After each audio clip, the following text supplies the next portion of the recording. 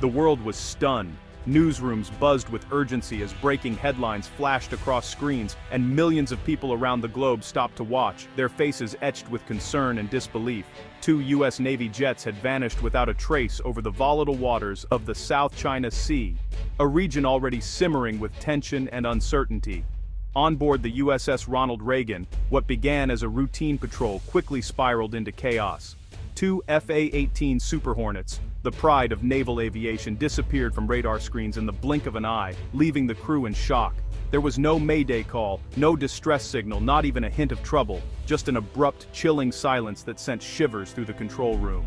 The jets, known by their call signs Viper 1 and Viper 2, were conducting freedom of navigation exercises near the Paracel Islands, a flashpoint in the ongoing territorial disputes between China, Vietnam, and Taiwan. The pilots were among the Navy's best, highly trained, experienced, and flying aircraft maintained to perfection. For both jets to vanish simultaneously was almost beyond comprehension. Alarms blared across the carrier deck. Crew members rushed to their stations, their training kicking in as they scrambled to respond to the unthinkable. The USS Ronald Reagan immediately altered course, heading straight for the last known coordinates of the missing jets. Every second feeling like an eternity. The South China Sea is more than just water. It's a chessboard of military power, where US and Chinese warships often shadow each other, each move watched with suspicion and caution. This incident was no ordinary mishap. Initial reports were a swirl of confusion.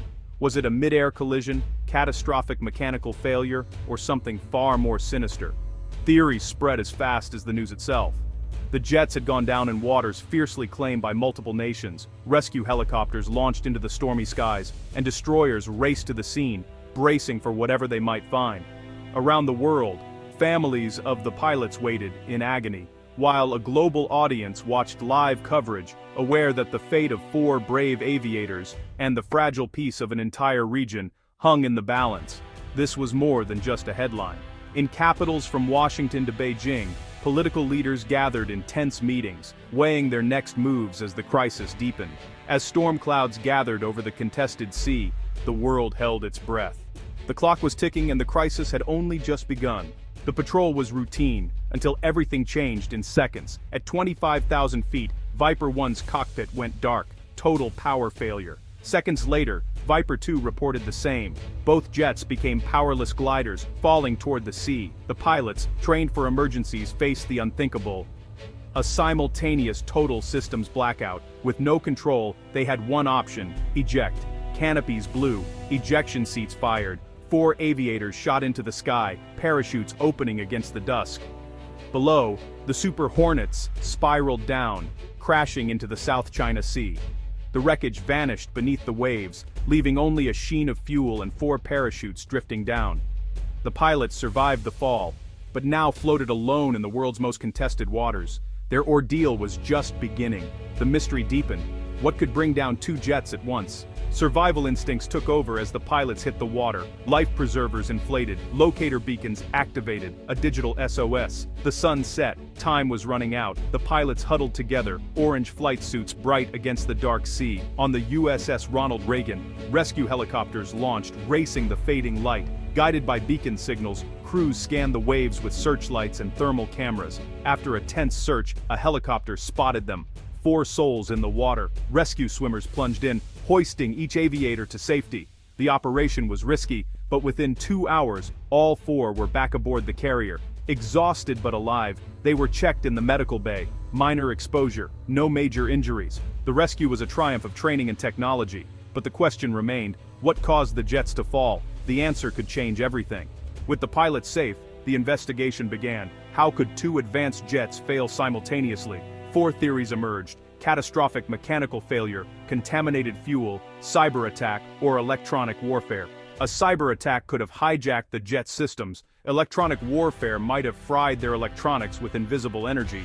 Or was it a new secret weapon, an untested technology meant to keep US forces at bay?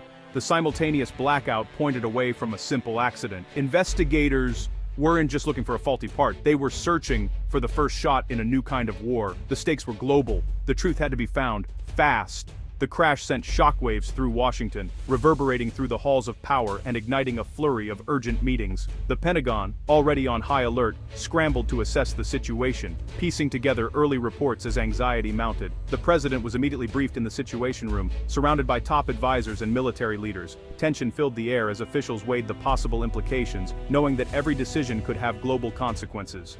Relief at the pilot's rescue was short-lived. While their safe return was celebrated, questions about the cause of the crash quickly overshadowed any sense of victory. Was this an accident, a tragic mishap of machinery and fate? Or was it something far more sinister? An attack, a deliberate act meant to send a message? The president addressed the nation, promising a full and transparent investigation. He vowed to defend U.S. interests and reassured allies that America would not be intimidated or caught off guard. Behind closed doors, urgency mounted. Advisors debated possible responses, aware that the world was watching and waiting for America's next move. Was China testing a new weapon, flexing its military muscle in a dangerous game of brinkmanship? Intelligence analysts pored over satellite images and intercepted communications, searching for clues. Was this provocation, a calculated escalation in the South China Sea? Or was it a coincidence? An unfortunate accident in a region already fraught with tension? The U.S. issued a formal protest to Beijing, demanding answers and warning against any interference with the investigation. Diplomats delivered stern messages emphasizing the seriousness of the incident. China responded with public concern, offering assistance in the search and investigation. Yet state media quickly shifted the narrative, blaming U.S. patrols for provoking the crisis and stirring nationalist sentiment at home.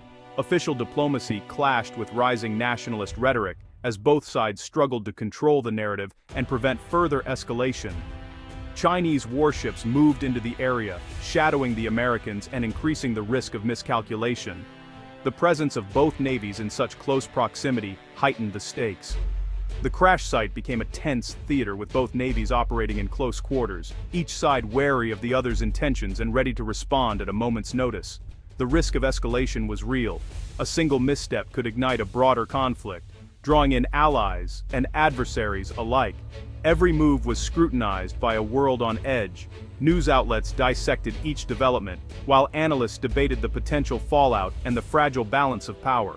The balance of power was being tested in real time, with both nations showcasing their military might and strategic resolve.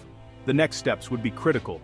Global leaders watched closely, knowing that the decisions made in the coming days could shape the future of international relations for years to come.